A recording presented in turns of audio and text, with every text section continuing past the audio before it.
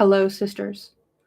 So I think I'm actually more tired than yesterday, and thus I am very impressed with my ability to read today. I definitely stumbled over words, but it wasn't as bad as like Wednesday or yesterday. Okay, so um my best friend was like listening and she's texting me. Wait, actually, I'm gonna ask her if I can like disclose some of our personal conversations because she's looking at this.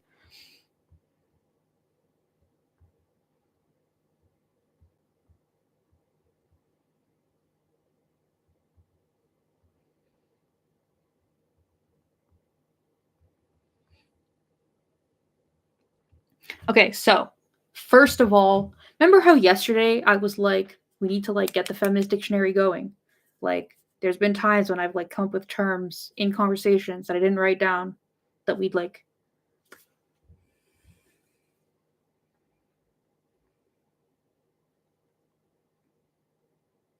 They were like salient to that conversation and useful in that conversation, never wrote them down, and now it's like what? So part of my annoyance with discussing feminist topics is that like you can be using the same word to mean different things or even opposing things. So that we mentioned yesterday feels relevant today, obviously. I read this essay like a year ago, not in this book. I think it's in a different anthology, some other feminist anthology. I don't know. That's like, collection of different women. I can't remember which one. Yeah. And it's not exactly as I remember it. So, like, I'm going to kind of go through it page by page and look at different stuff. And, okay. I'm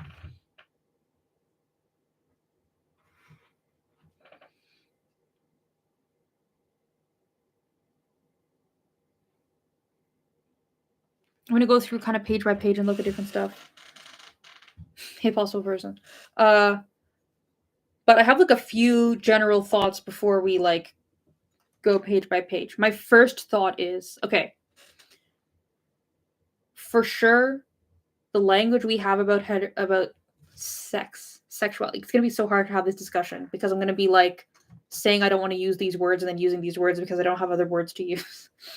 The language that we have about sex, obviously, is from heterosexuality, and then we just took it and applied it to lesbians. And, like, my first thought after I'm done reading this is, like, what word can we use instead of sex? And this kind of makes me think of yesterday's essay where she was talking about Mary Daly's The Law of Separation, where she was like,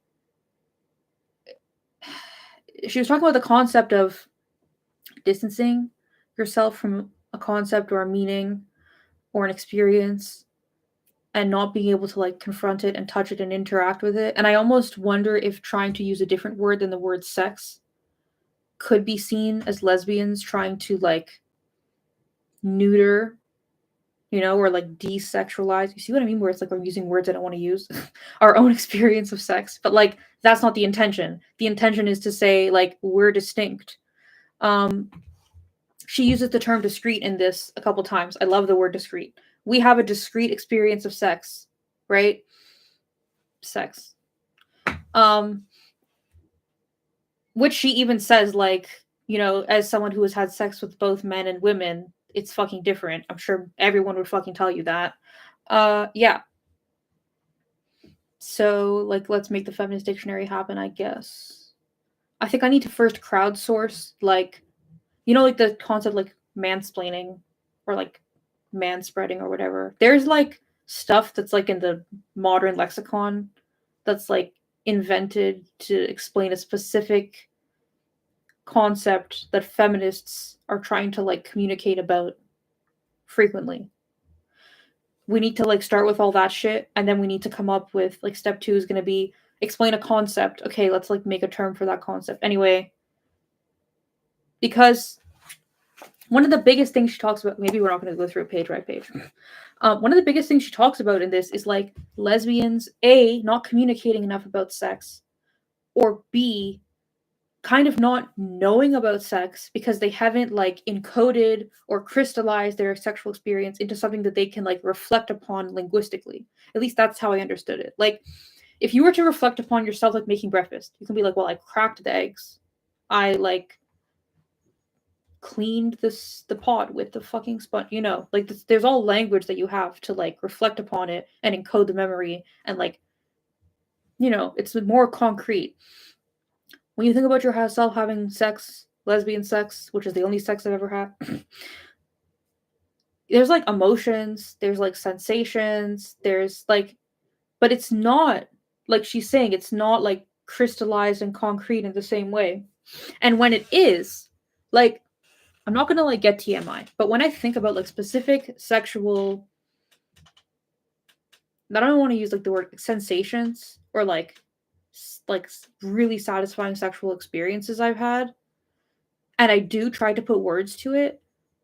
The words I want to put to it are like stuff that I've learned from heterosexual sex or gay male sex. And it's like, when I reflect on that, using that language, what have I kind of like ironed out of the experience by using that language? Or what have I kind of like re-seasoned the experience with by using that language? So she's a philosopher. She's talking about like the knowing of a thing, the bringing into being knowledge by being able to define and communicate about a thing. And I'm totally on board with her when she's like, by using this language, we are doing ourselves a disservice. Like, the entire premise of the essay, right, is that like lesbians have less sex than straight people or gay men. I mean, fucking obviously, the gay men are all, like in every study, gay men are having way more sex. And the base assumption, first of all, is that that's a bad thing. And I'm like, okay, is it a bad thing? Because like, I've said this before in like so many different, remember when well, maybe some of you don't remember. I'm sure, Apostle Person, you were around. Remember when we were reading lesbian psychologies, and there was like a couple of chapters on like sex therapy among lesbians? No, tell us your outdated insights, Ali. I want to know. I would appreciate them. But like, I'm pretty sure there was a whole essay in lesbian psychologies about the concept of lesbian bed death. And my point is that every single time I've read a lesbian essay that has to do with sex, the blanket assumption is like, we're not having enough, having more is good. Those are the two assumptions they make. In this essay, Marilyn Frye is like, orgasms. First of all, okay, so she's not doing that feminist thing where like the primacy of the orgasm is like phallocentric or whatever. So like, let's leave that out of the conversation for today. But she does mention orgasms and satisfaction. So if we were comparing to gay men's sex, pretty sure most of the time both of them were having orgasms. Heterosexual sex, as we know, most women are not having orgasms. Or if they are, it's painful, or like, whatever. It's like very bad. The statistics, not good. What was my point? Sorry, like I said, I'm tired. Right. So she mentions the word satisfaction a few times. There's another word she uses too that I like.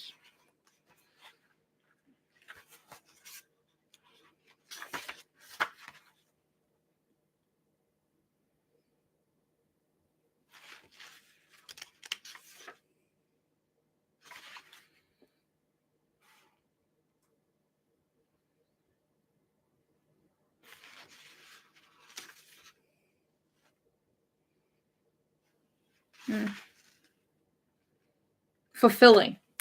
So she mentions satisfaction and fulfillment. Those are two words she uses when she's kind of monologuing about what does the term, like, what does the have sex, what does that mean? Or like doing it, what is that? And especially if you remove orgasms from the situation, I think there are a lot of like physical, sensual intimacy between lesbians that they find really satisfying. That is like positive and significant and relationship sustaining, that would not fall into the category of sex. but that's being discounted because the entire like paradigm, as she said, is based on like, what is it? Male dominant, female subordinate, sexual activity whose purpose and conclusion is male ejaculation or whatever. And I just think like the entire idea that like one incidence of sex, however you define that, usually involving some kind of penetration or whatever, is good, is like fucking prove it to me. Explain that why that's explain it. Like I'm not sold that has a positive value. Like the fact that it's happening at all has a positive value. It's like in the when she was discussing that essay by that guy who was justifying quote unquote like adult child sex. She was like, just because something she has all these questions. She's like, were you bored? Were you excited? Was it painful? Was it like she has all these questions about what it means to you, and it's like the fact that someone was penetrated, the fact that someone was stimulated, that in and of itself isn't necessarily good or bad. It's like benign. You need like all the other stuff on top to make it significant. So if you follow that train of thought, removing sexual stimulation or removing penetration, if you have all the other stuff that makes it significant, like the intimacy, the sensuality, the arousal, it could still be like really satisfying and fulfilling without having like the phallocentric concepts of sex being fulfilled. Okay, I'm using the word fulfilled twice for two different things. You know what I'm trying to say. So I don't know, it just made me think. Yeah. It's funny because the first time I read this essay, I was like, this whole concept of lesbian bed death, it's like a fucking lie. Now, at the time I hadn't spent a lot of time with older women, so and my gut reaction was kind of like, obviously I was going along like thinking along the path she was setting out for us, but my gut reaction was basically like the study this is all built upon was badly conducted. Now we've seen more studies more recently that basically have like similar conclusions, and I've had more deep conversations with lesbians about sex. So I had the like honor to participate in a very big discussion of about 30 young lesbians last summer about our sex lives. And I'm not going to like give any personal information or whatever, divulge much, but suffice it to say that when she said in this book we need to fucking talk about it and we need language to discuss it, like, yeah. Because she also was like, not only did I not have vocabulary to describe my experience to myself, she was like, I was experiencing it in a vacuum where I had no outside knowledge of it. I think about the first time I got with my girlfriend, like, that we were like intimate. Before it happened, I literally was like scared because in my mind, I couldn't linguistically or like physiologically imagine all the possible permutations of what we could do. I mean, that's like kind of a high like fucking thing to expect of myself. But I basically was like, I'm walking into this not knowing what I'm walking into. How can I be prepared and not fuck up? Okay, so like that, the whole idea that there's like a sexual performance standard is obviously its own thing. But a big part of that is because we don't have enough language for it. Like when you talk, that was another thing that's mentioned here, like lesbian sexual repertoire or lesbian sexual techniques are like limited compared to other couples, well, like straight and gay couples. And I'm like, okay, first of all, like the existence of like a sexual organ that's outside your body versus inside your body, I think kind of like,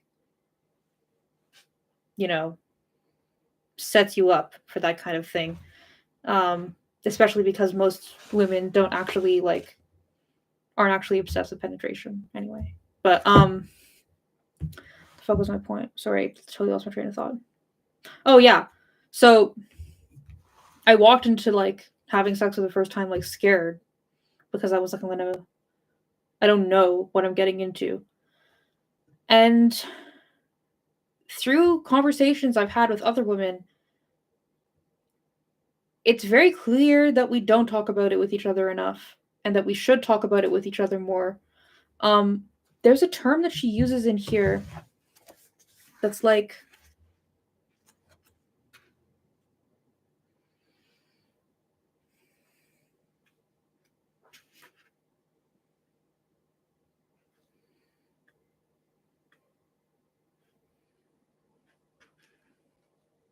it's like bodily knowledge, but that's not the word.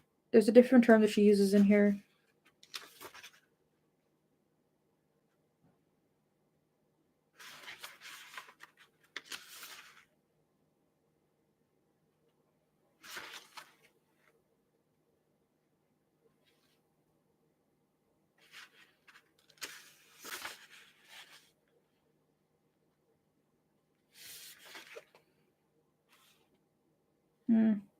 Tactile communication, that's not it. It's like, well, whatever. Let's use the term bodily self-knowledge. I think that a lot of individual lesbians have bodily self-knowledge that they accrue through sexual experience, but they don't like hold on to it in the same way because they're not communicating it to other women. And vice versa, they're not having it communicated back to them. Like, when she was talking about knowledge of the self regarding like sexual activity, or like knowledge of the self regarding sexuality as in sexual behavior, I genuinely was like, I have learned more about my sexual self trying to explain. Me and my best friend will have like fucking 4-hour conversations about sex, which is insane because it happens quite frequently, and it's not like either of us have actually had like a ton of fucking sex, but we analyze it from like every possible direction and like every possible like, and I think I have learned more about my sexual self having those conversations than actually having sex. Like, having to think it through and describe it and define it and then assign values to it, like that experience or that process, or that has been like way more enlightening and, like, in a philosophy way, knowledge creating than the actual doing of it. I don't know. And through that experience, one, I have decided we need to talk about lesbian sex. So I have a couple of ideas for like essays on lesbian sex and like sexuality generally, like outside of lesbians.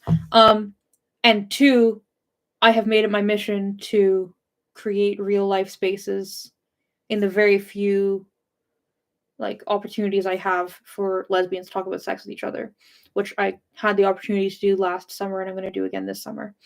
So, and now, since like yesterday, I'm like, we need to fucking create the dictionary, like feminist dictionary. So I think we need to put some lesbian sex stuff in there. Yeah.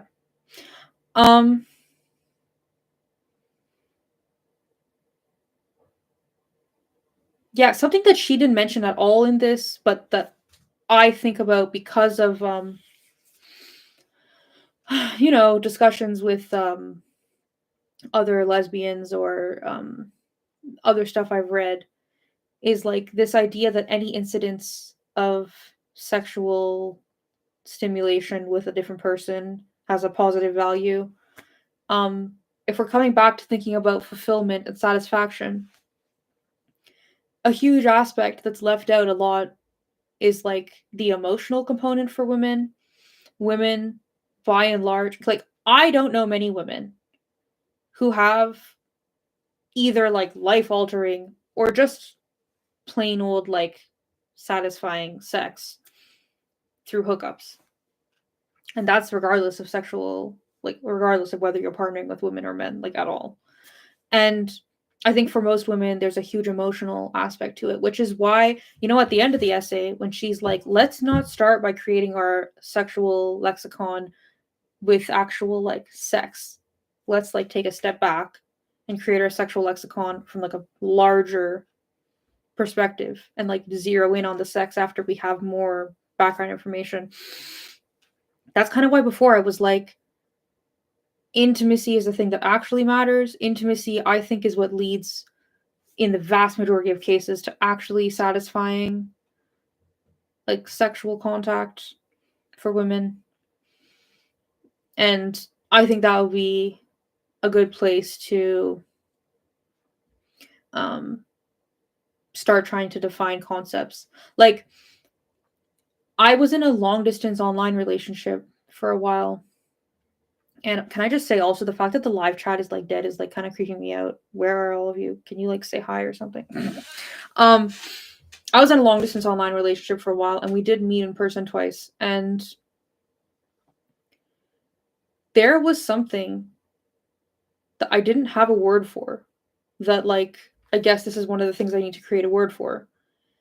There's like a knowledge you have of a person by being like in their close personal space. So even if you get to know someone online, like video chat, you could video chat with someone 12 hours a day every day. And because you're not in each other's space, like, I don't even know how to describe it. It's not like you're consciously thinking like, oh, how does this person smell? Like, how does their skin actually look up close? Like, is their hair thick? Like, these are not things that you think about. But when you're actually face to face with a person that you've never been that close to before, I felt like there was like a knowledge of each other that was incongruent, that we had all this intellectual and emotional knowledge of each other, and this physical, like, bodily knowledge we had zero. And it was like actually really disconcerting for me. And I was like, I can't be the only person who's ever experienced this. I can't be the only, because so many fucking lesbians have long distance relationships.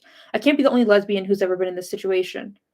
And I've never heard someone try to express this concept or have a word for this concept. Like, I was calling it kind of like, I don't know what I was calling it.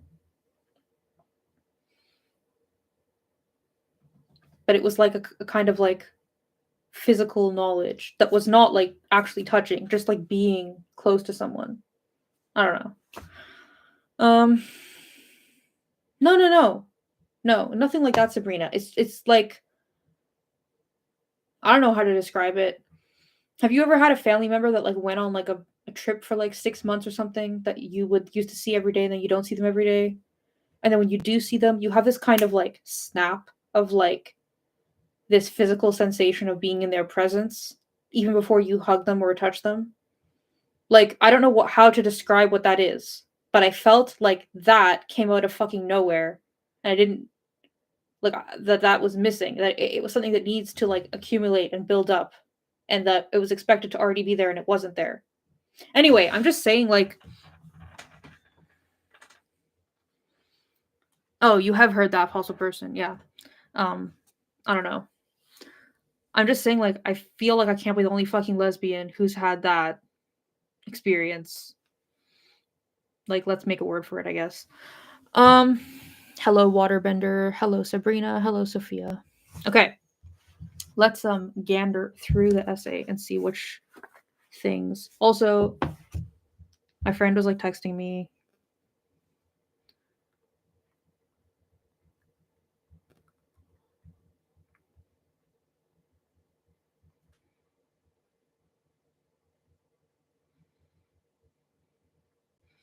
My friend who I always talk about lesbian sex with was like texting me, so I was like, tell me the stuff you thought, because she was listening to the reading.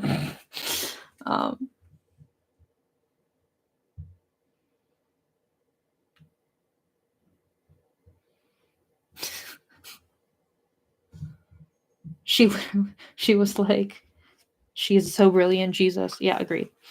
Okay, so it's crazy that this essay also is like less than 10 pages.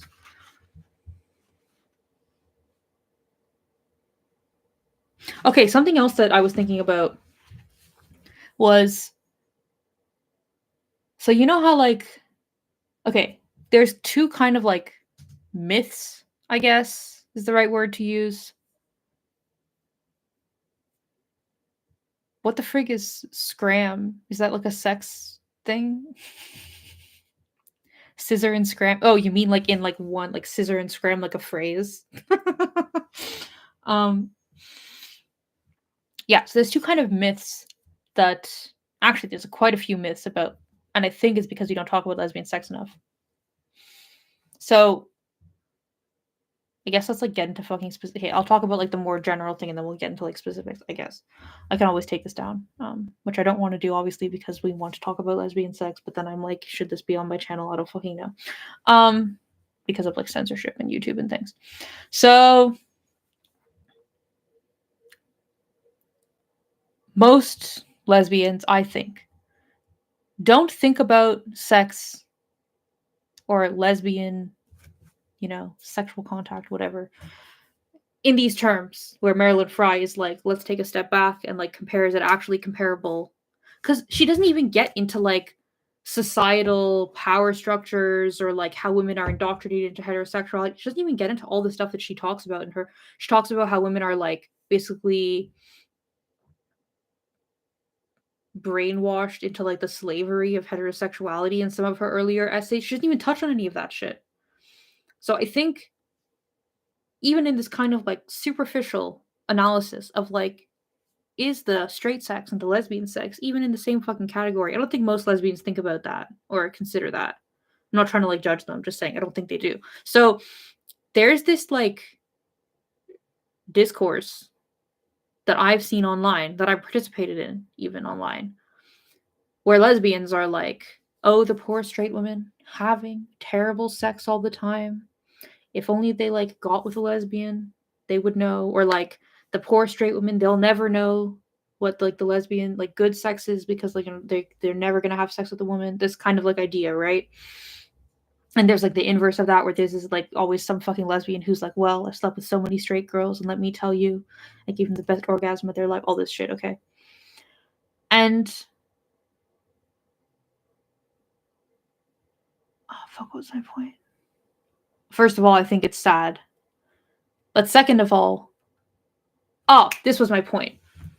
By even having the position of like, we're both having sex, but lesbian sex is the better sex and straight sex is the bad sex, you are like lending credence to the concept that you're doing the same thing, that the goal was the same by both parties involved. Like, I think most lesbians, from my discussions in like the last 2 years with lesbians about sex, I think most lesbians would consider like successful or good sex to be like minimum one person had an orgasm, probably both women had orgasms. They both felt like safe and comfortable and walked away like in a good mood, kind of thing. Like, I think the standard lesbian who's having sex, there's a kind of like her expectations going in and the things that she's going to leave and kind of like assess for herself. Did those things, were they there, right?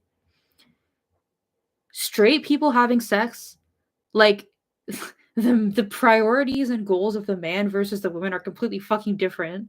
Like, not that I would know from personal experience.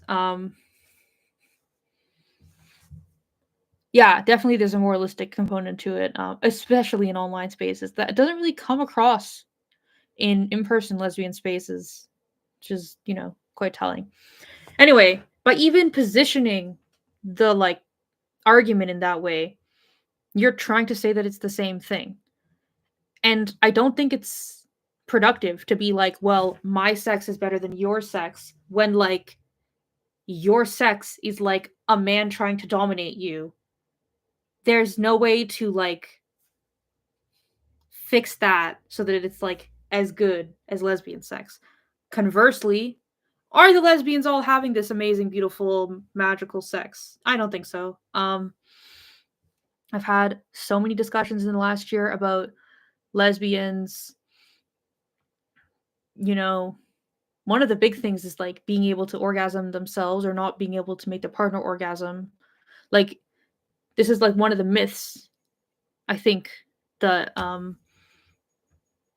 lesbians should like fucking talk about. And the reason I think that these myths exist is because lesbians don't talk about it. There's this myth that like all lesbians are some kind of fucking sex gods. Most lesbians that I've had like deep personal conversations about sex with, they're really self-conscious and like micro analyzing themselves about sex. Actually, I have met very few lesbians who are like blasé and confident about sex.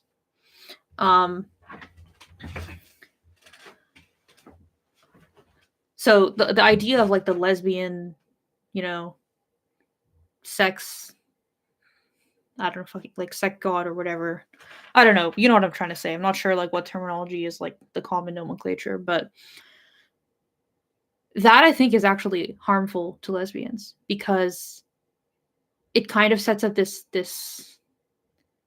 situation that leads to alienation where because we're not talking about it, you think all of your friends are really effortlessly satisfying their sexual partners and or having like effortless intimacy with their like themselves, that they're finding those sex satisfying and fulfilling and intimate. um a big part of that I think is like the tone your first partner sets with you.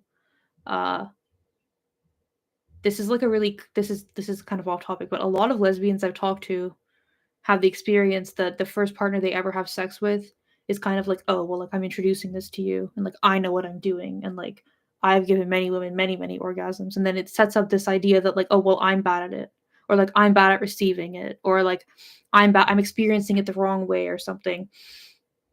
And I think that prevents a lot of the discussion because in their own mind, a lot of these women are like, oh, all my friends, they can orgasm with their partner super easily, but I'm some kind of freak who can't. Or like, oh, all my friends are really good at like pleasing their partners effortlessly, but I'm some kind of freak who can't. So like, there's like a moral element to it now where they don't want to talk about it. I think that that myth is like really fucking damaging to lesbians. What was the other fucking myth?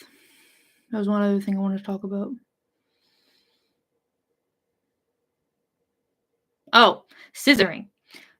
This is like another proof that lesbians are not talking about fucking sex with each other. Half the lesbians I know are like, well, not half. A bunch of lesbians I know are like, scissoring is the best shit ever. I fucking love it. And a bunch of other lesbians I know are like, I don't fucking understand it. I like literally have tried it. It doesn't make sense to me. And each group is convinced that everyone else has the same experience as them and that the people are just lying. Like the lesbians who like scissoring are all like, well, of course everyone does it. They just pretend they don't for XYZ reasons, or like, you know, of course everyone, like it's so weird, or like the lesbians who don't do it are like the lesbians who say they do it are just like trying to look cool, or like it's fucking bizarre.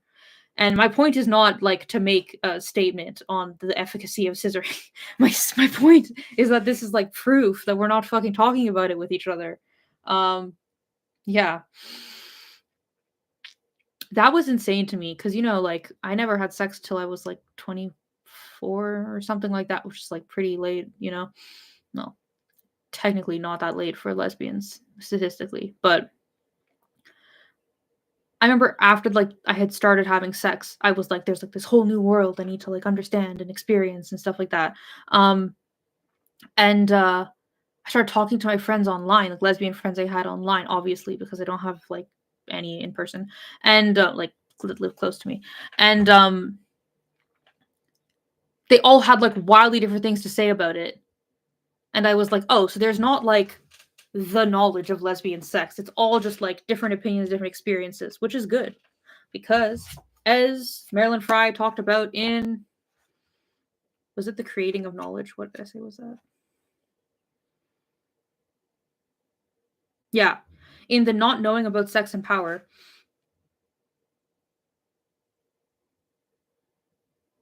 Or in The Possibility of Feminist Theory, essay number 5. She talks about how we can use pattern recognition to create like concepts that can be expressed like potentially through metaphor that become like shareable knowledge, and that just because a pattern applies to like many women but not all women doesn't mean the pattern isn't true, it doesn't have value, and that by diversifying our like sample to like from different women we can explore different patterns that apply to more women, less women, different patterns that like, anyway, my point is just like it actually is a good thing that we all have different fucking individual experiences and different individual like meanings and concepts associated with sex, like gives us more to work with. Yeah, I don't know. Sabrina, we definitely need to talk about scissoring. Yeah. Okay, let me like take another gander through this. I think a bunch of the women listening are from YouTube because, from Twitter.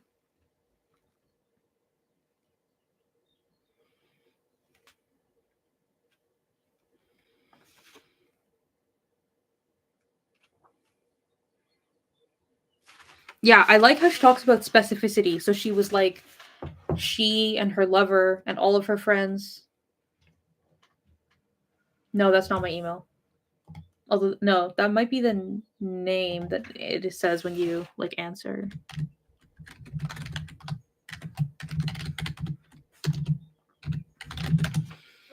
She talks about specificity, right? And she's like, we had a whole evening of discussion about pro and anti BDSM, and we never actually knew what the fuck we were talking about.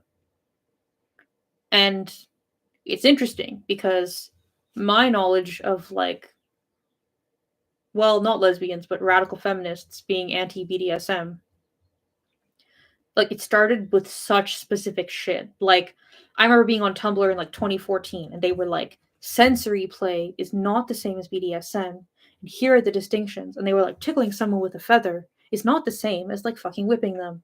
And like, what, I don't know, it was like, started so fucking specific, but it actually wasn't specific because it was, she talks about how like she thinks that her she used the term provincial. She's like, some of my work might come across as provincial because a lot of it starts from personal experience, which is not what most philosophers do. So even though this radical feminist BDSM discourse that I first observed online in like 2014, 2015 was specific, it actually wasn't specific because it was all fucking theoretical. No one was coming out and being like, I personally have done this and have done that, and this is why it's different. It was all like hypothetical. Yeah, I don't know. So I thought that was like good too, because also, like, I think that first of all, if you're a lesbian, I encourage you to go out there, find a lesbian, even if you're bisexual, find other women who have sex with women to talk to about that. Go out there, find a woman that you feel you can trust, and literally fucking say to her, hey, I don't think I've ever had any really good, deep personal conversations about sex. Would you be down for that? And then schedule like 3 hours to sit down and have coffee. You can even come ahead of time with like questions if you feel nervous about it. I've never had to do anything like that. Like the conversation always kind of flows really easily. Part of that probably is because I'm like really close to my best friend. So, and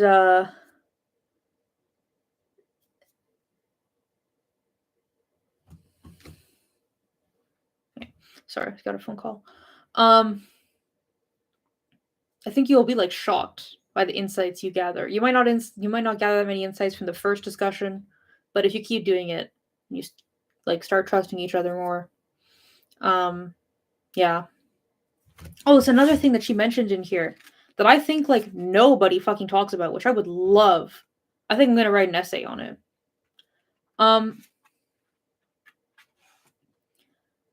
She uses the term autoerotic one single time, or autosexual or something in the whole essay. Where she's like, I think I've been sexually active for most of my life. However you define that. And that's when she uses the term.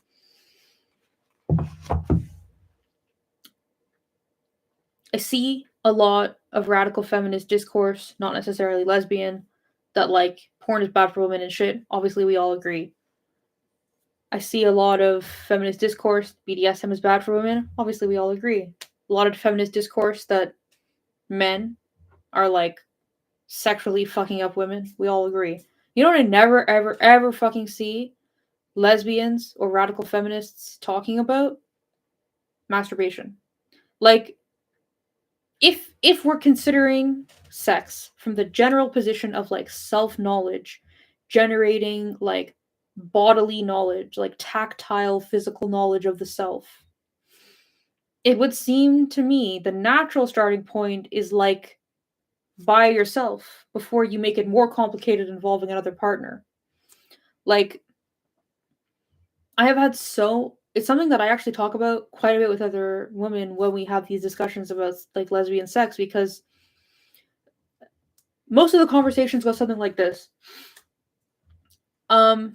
You know, let's talk about sex. I think it would be cool to talk about sex with you. Oh yeah, okay, sure.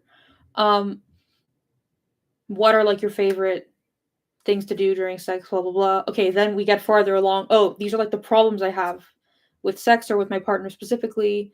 Um, and almost always, one of my go-to. I know, right? Sabrina, it's fucking creepy. Say hello. Um, one of my go-tos is like, well, when you're by yourself, what do you do? What do you feel? What do you think about? What's the process? What's the like mentality? Like, what's the mood or the atmosphere? I'm like, everything is like, let's compare and contrast like by yourself to with a partner. That has like so much fucking information you can learn. And being forced to vocalize it out loud and compare it out loud, I think is like a huge wealth of knowledge. And I think another thing too is like sex is almost like a psychic interaction. And I know that sounds really like woo woo, but a lot of it literally comes down to like, what are your expectations going in? What is like your stress and relaxation and like energy level going in? What is like your preconceived notions about sex? Baggage. Holy fucking shit. I challenge you to find a lesbian to talk to about sex that doesn't spend half the fucking conversation talking about like her first sexual experiences with her first partner, or like the really shitty ex that she had who gave her like a complex that she's bad at sex, or like, all this weird shit. I challenge you to find a lesbian who doesn't have things like that to say. And there's such a huge psychological or like emotional element that is not actually about the current sex, but is about the things leading up to it. That like I think like auto sex or whatever, masturbation has such a huge impact on it. Like when you're alone, what are your feelings about having an orgasm? And suddenly, a partner enters the situation and suddenly your feelings have changed. Well, why is that? And how have they changed? And how does that impact your experience? Like, no, Apostle Person, you don't have to, you've already said hi. So like it's fine. Um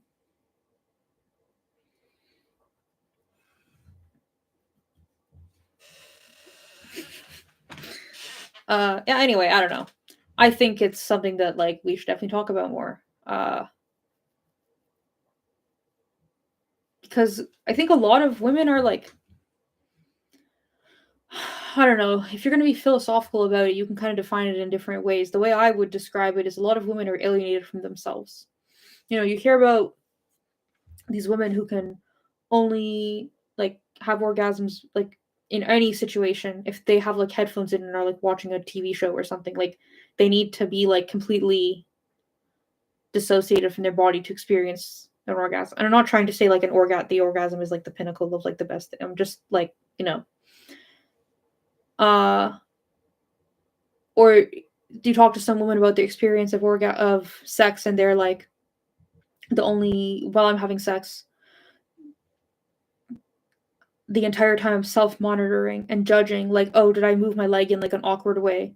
Does my body smell bad? Like, is there like, they're like fucking like micro analyzing every fucking move and sound they make to the point where they cannot like they have to like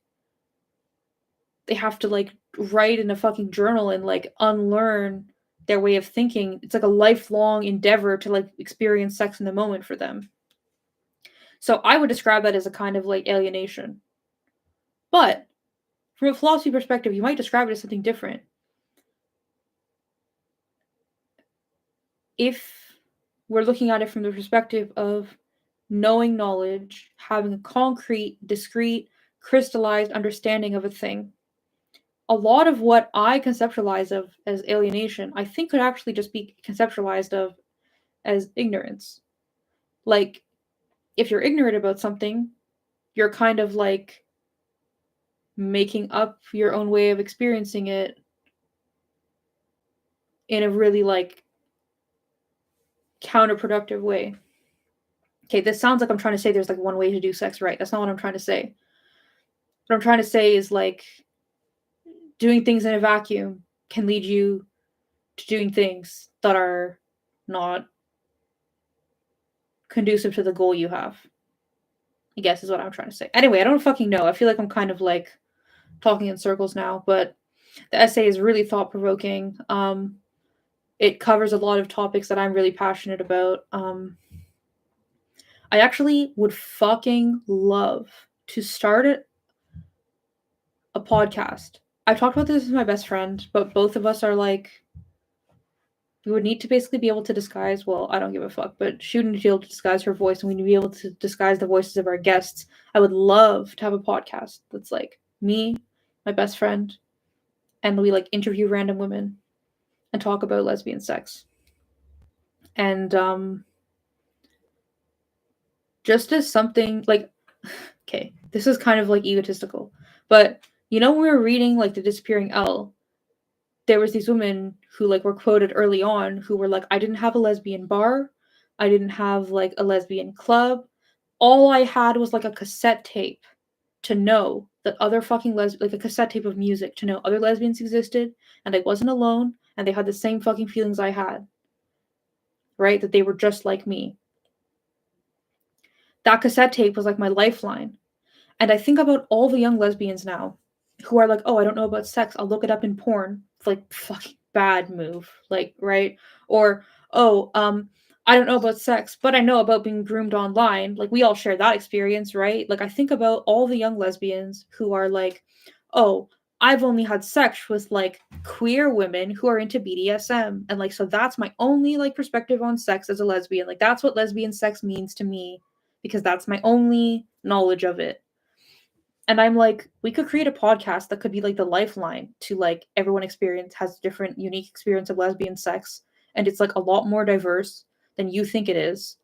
And it doesn't need to be this like prescriptive limiting thing, which is really now so fucking phallocentric with the queer community. Maybe I should just like make it fucking happen on my YouTube channel. I wonder if there's a way to do like voice distortion that doesn't make you want to like slap someone in the face. So much of the voice distortion is like Mickey Mouse voice, makes you want to like turn off the podcast, like turn it off, you know? Yeah, I don't know. But we could just make it happen.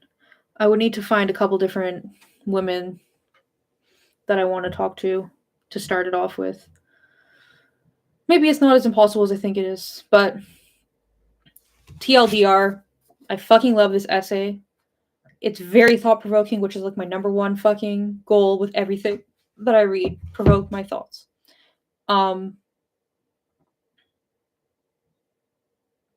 Let's create language. Let's talk to each other about sex. Go off and do this yourself. P.S. If you have lesbian-specific sexual language that you want to share with me / whatever fucking website I eventually create, probably maybe. Email me, obviously. I think I'm going to start like a crowdsource thing, like maybe like a Google form where like you can fill it out and put in like terminology that you think is like women created that describes a specific feminist or lesbian concept that you think is like useful. I don't know. Like that's probably a good place to start, because I don't really think like I'm going to create the feminist dictionary. I think I'm going to like catalog more feminist words. I have a feminist thesaurus and feminist encyclopedia. I'm sure there are feminist dictionaries out there and I just haven't gotten into them. I know Mary Daly is really into language. There are like a couple. This is the other thing too, is like I know that I'm stupid, because that sounds really harsh. I know that I'm ignorant. So I'll have like, okay, there's 2 books that I know of that are created like by linguistics professionals who are feminists, who are like feminist analysis of languages. Then there's more like general stuff like Mary Daly talking about language. And basically my feeling is that I cannot take any authoritative stance on anything to do with linguistics if I haven't like done my due diligence and read every single fucking feminist book I can find. But as I've been learning this year, having expectations like that is pretty defeatist, because it just prevents you from fucking doing anything. So probably gonna give up on this. Like I'll eventually read all those books. Maybe I can do like a revise. Because also the couple of Marilyn Frye and Bonnie J. Morris are both great examples. Like their earlier works, they obviously like appreciated that they did it and they thought they had something to contribute. But later on, like I think even in this, there's in some of the earlier essays in this book, there's like a postscript where she like directly contradicts things that she said in her earlier essays. And Bonnie J. Morris, like, she published Eden Built by Eves, which was her first book, which was about like the building of women's culture. And in The Disappearing Elle, which was like about like the rise and fall of like the women's music movement in the US, at one point, like in writing in her own fucking book, she's like, lol, that stupid book. I don't know what the exact words are, but I think I should just like do it, and then in like 15 years, if I think it's stupid, I can make like a version 2.0 or whatever. Anyway, now I'm just rambling because I'm tired. I need to go and do chores and stuff. Let me give you Momo for 1 second. I said her name. She's looking at me now, like woke her up from her nap. Boo boo.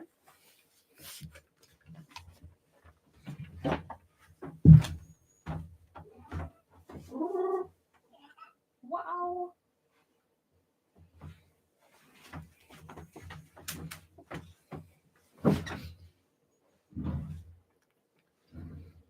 Look into the camera.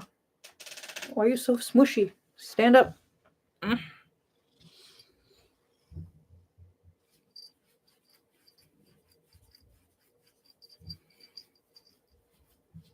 Look, your fans are here. She doesn't know what's happening. She's basically asleep with her eyes open. Boo boo. Purr for the microphone.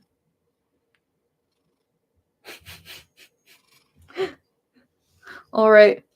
I'll probably do the same schedule next week, but either way, I'll post the schedule on Twitter and on YouTube, like in the community section, probably today or tomorrow. Most likely no live stream this weekend because I'm working like so fucking much. Okay. Momo, they say they love you. Send them love. Okay, bye.